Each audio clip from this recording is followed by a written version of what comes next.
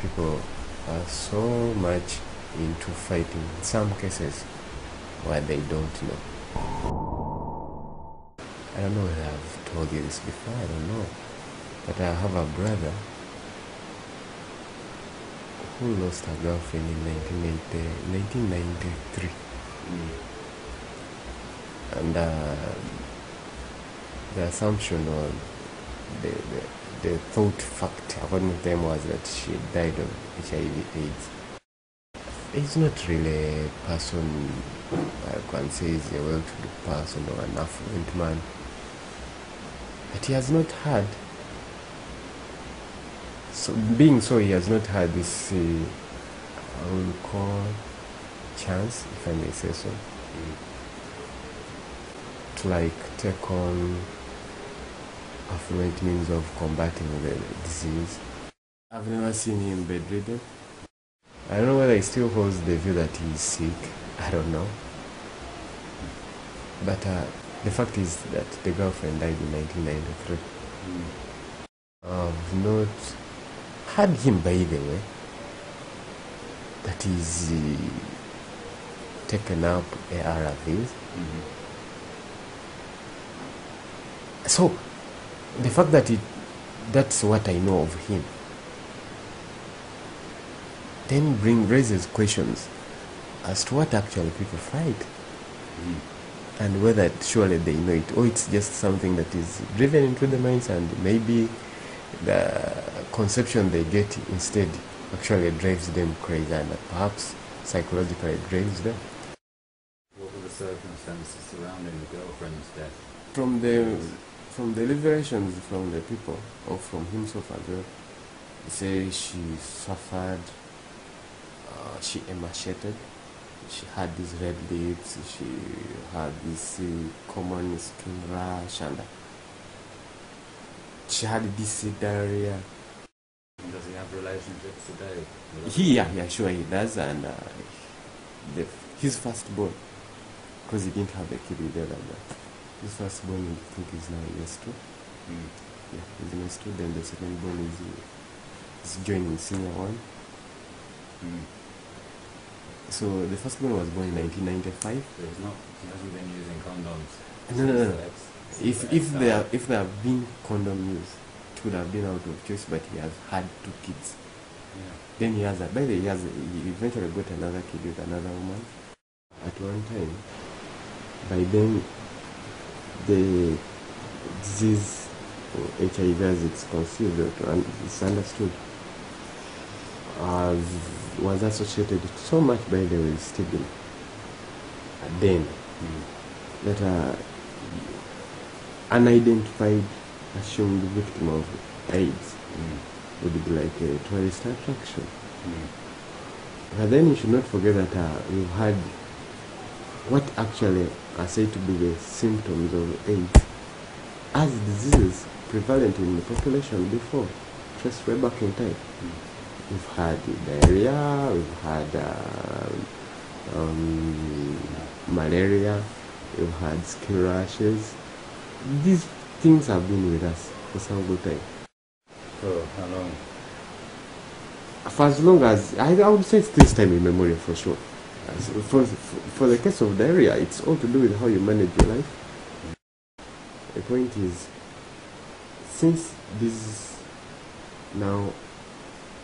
are now being associated as symptoms of AIDS, and this person, the sufferer, was looked at then as a tourist attraction. Psychologically, it moves someone depending on their personality. Because it's like you put out of your bedroom, you brought in the sitting room, and the rest of the population is coming to watch over you. I mean, psychologically, it can drill an individual. You feel maybe this is the end of the road, and that one can work your mind, and it can take you like psychologically.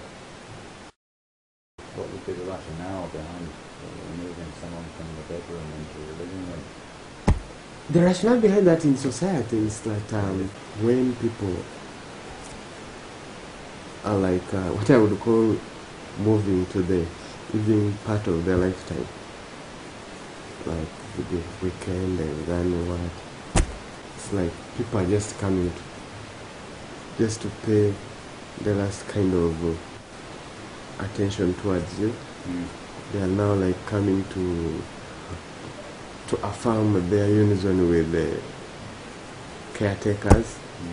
They are standing along with them. That one is intended to, like, as well by the, it's intended to have these people like come and have access to it. Because like in your bedroom, it will be like an inconvenience for everyone to come and see, but here we have provision of seats. Ironically, what would come as comfort turns out being what? Discomfort, and generates misery, generates frustration, generates hopelessness. It's that in its own can take someone's life by the by the time you brought here, it's under normal circumstances. They don't hope that you'll go back to the bed of cases. At the end of the day, it frustrates people. It eventually turns out being the assumed thing. Because as people die, they affirm. But it's the circumstances under which they've done it. It eventually makes people maybe die, then eventually affirming the other people's conception. I need to enrich my mind based on more literature. Because my arguments are not from the scientific point of view, because I'm not a scientist myself, but I need to enrich my mind related to that.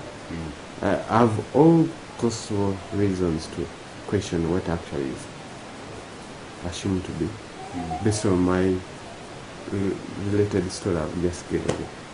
If you had a girlfriend and she told you she tested positive, would you still consider sleeping with her?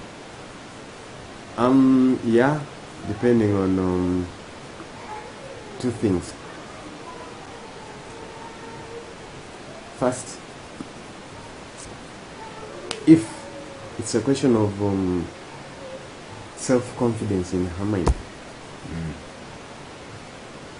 that I've tested positive, but life must continue, that's okay. Because I do have this belief, and I stand with it, that the assumption of the thing being AIDS, the assumption of what one has been diagnosed with as being AIDS, I can't stand solely to justify. So if this is the person who is strong enough to say, fine, this is it, but then life must continue. Because just like I told you, I wouldn't really want to say that I'm using my brother's experience to justify what my choices should be. It's not limited to him. I've equally seen many others, and until I have authenticated evidence, it's like I would be living in denial for no justified reason.